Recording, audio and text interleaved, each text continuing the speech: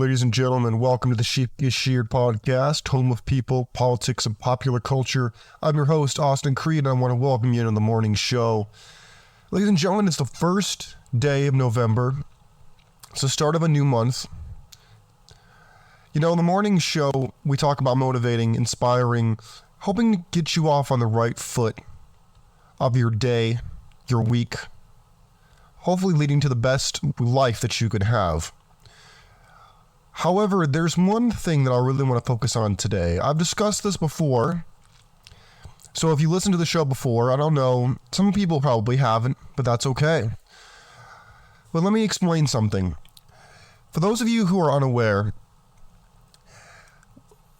if you've never had a, quote, real job, as in if you've never had a job outside of maybe pizza delivery and stuff like that, you know, being a barista or whatever, even in a barista job, arguably, there's this idea of employers wanting you to be a leader. You ever heard that? When you're applying for a job, they want you to be a leader. You got to be able to lead people. You got to be able to be someone who's above the rest. Lead the charge.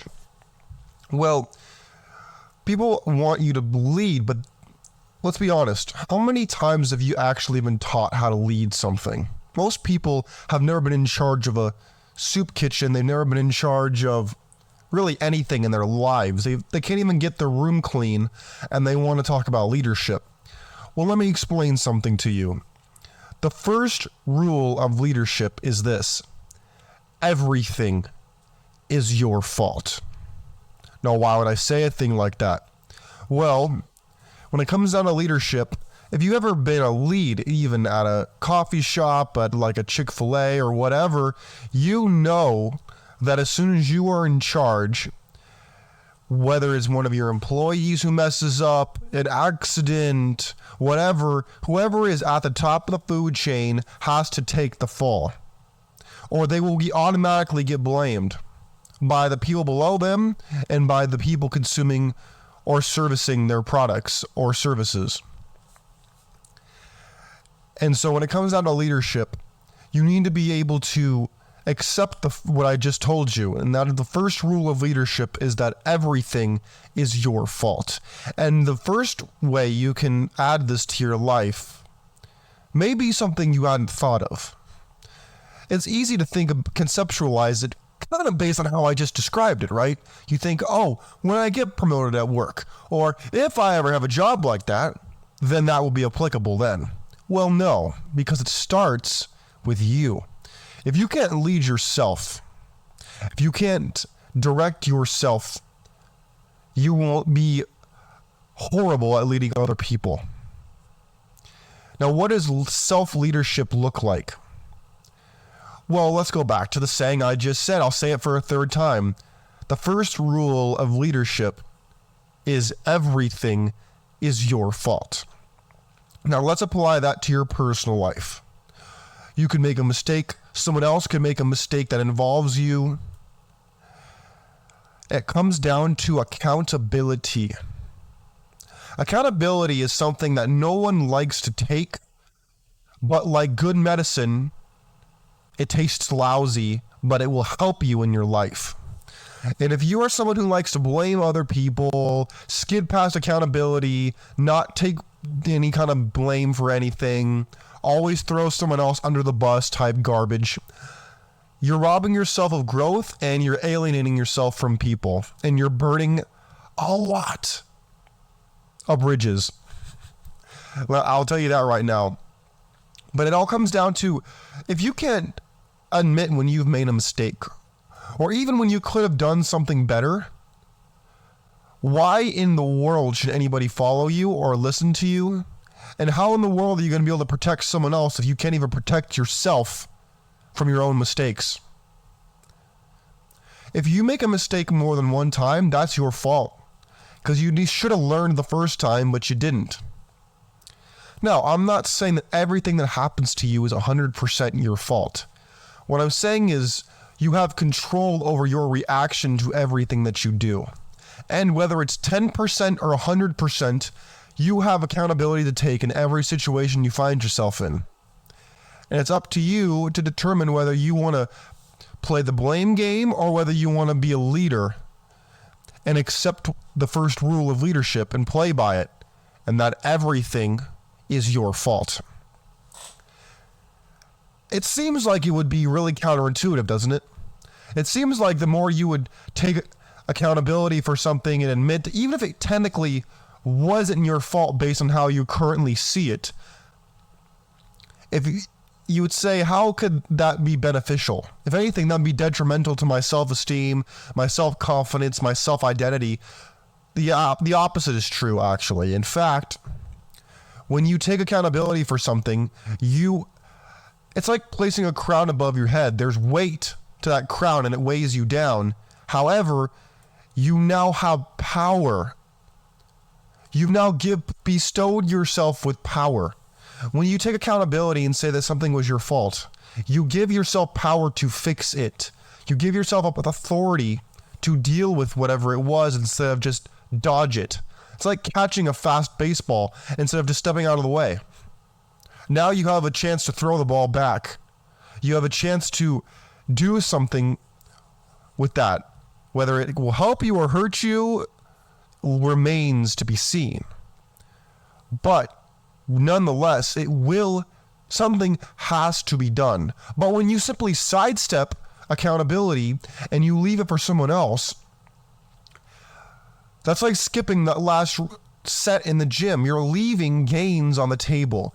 You are leaving the ability to grow as a person faster. You know, there's a very Nietzschean concept. For those of you who don't know who Friedrich Nietzsche was, he was a German philosopher. Some would say he was a nihilist. I don't believe he was. But nonetheless, when we get down to it, Friedrich Nietzsche had a saying that says, that which doesn't kill you makes you stronger. And we've seen that saying both in popular culture, media, songs, movies, everything.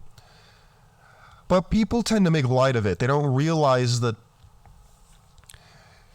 the whole thing, the whole thing about life is about becoming stronger and not giving up. Hold on a second. Pardon me. Bad allergies. Now, when it comes down to it, personal growth is something that will separate you from someone else. It will separate you from weakness or strength. And it's said that when people start receiving attention and they start receiving credit and the admiration of others, they halt their psychological growth. I don't know if you've heard of this concept before. I find it very interesting. I got to tell you the truth. People like to make a big deal out of it when it comes down to, men versus women and all that. I find the whole, whether it's gender war, whether it's religious war, stuff like that, the whole thing is just a symptom of an altogether greater issue. And then it comes down to people want to prove themselves to others. They want to prove something also to themselves. Our own worst enemy is ourselves, but our most incompetent ally is also ourselves. Napoleon Bonaparte was the one who talked about one should not fear a competent enemy, but instead an incompetent ally. And too many people are their own incompetent ally because they can't lead themselves. They don't understand the first thing about leadership. They look at people and they think that being an asshole or being arrogant makes you a leader. No, it doesn't make you a leader. It just makes you a mean person. Leadership comes down to the ability to actually lead. Well, not lead. That's like using the definition to define. Leadership comes from demonstrating, showing, not telling. It's one thing to tell someone how to be the leader of a pack. It's another to just do it every day and in every way. Demonstrate. In literature, my book came out yesterday, and when I was learning how to write, both fiction and nonfiction alike, because I'm working on a fictional piece, there's this concept of showing, not telling. You ever read or listened to to an audiobook or read a book where the author goes on like a 10-page spiel about how the history of the world and the universe and this random kingdom and the sewer system and whatever, and you feel like you're just being dumped on by all the information? That's telling, versus showing it, painting the picture of, oh, look, the architecture of this is really cool, the sky is beautiful, and this, that, and the other. That is showing. There are people in this world who are teachers, and teachers can be great and very impactful to people's lives.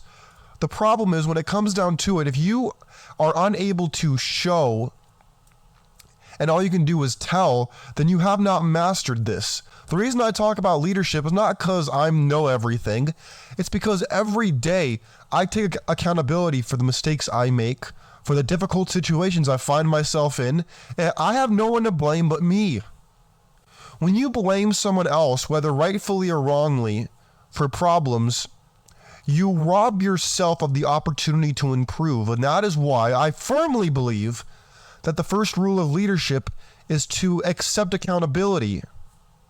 It's to say, everything is my fault. Whether it actually is or not, that's a different conversation.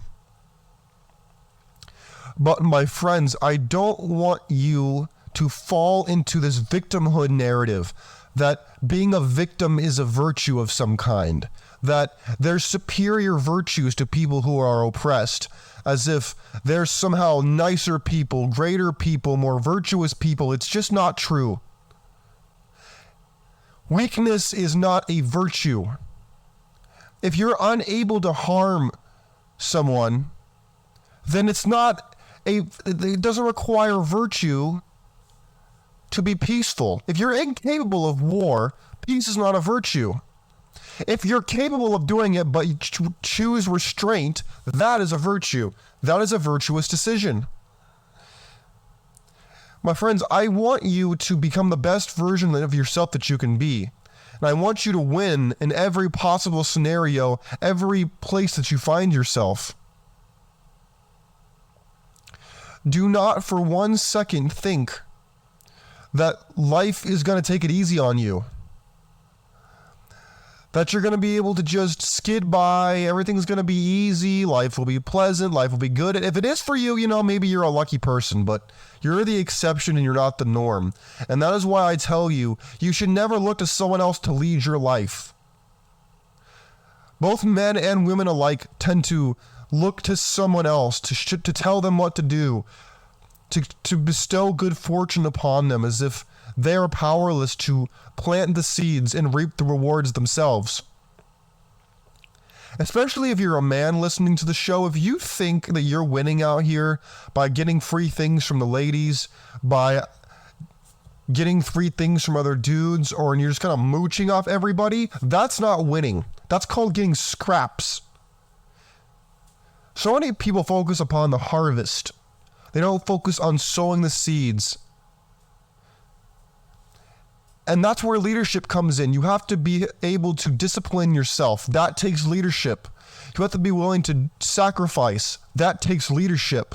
You have to be willing to deny yourself and focus on fulfillment and not excitement. That takes leadership.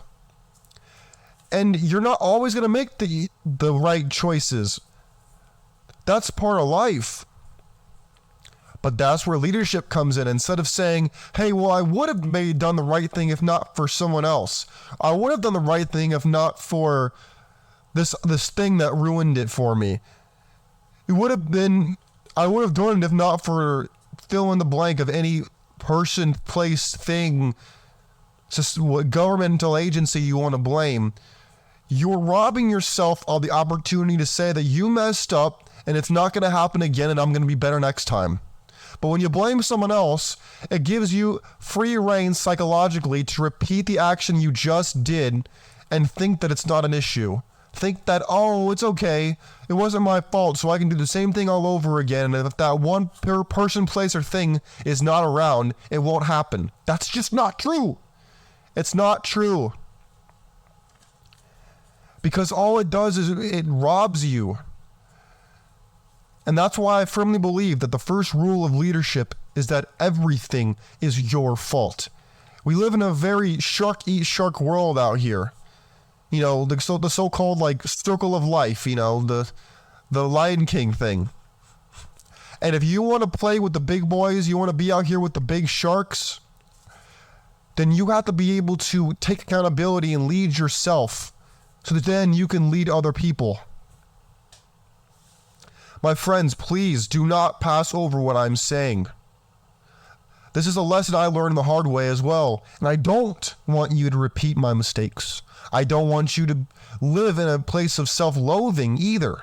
I want you to empower yourself and say, I am in control of my life. I am in control of my reactions to what happens to me.